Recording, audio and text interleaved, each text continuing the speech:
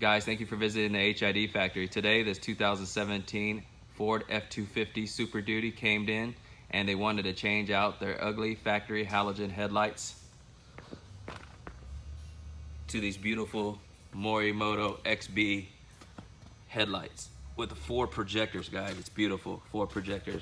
Not only the beautiful thing about these headlights, guys, is that it has a beautiful DRL, but what it has is it has sequential signal. Check it out, guys.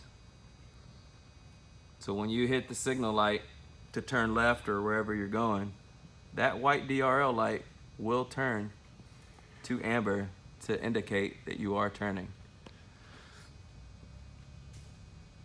So guys, you can definitely upgrade from this halogen because this LED headlight is way better than the factory LED Super Duty headlight that's on the market when you buy that platinum or whatever high upgraded headlight you got.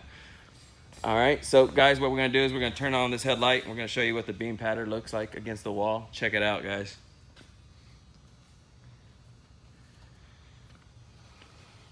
Look at the projector line cut off.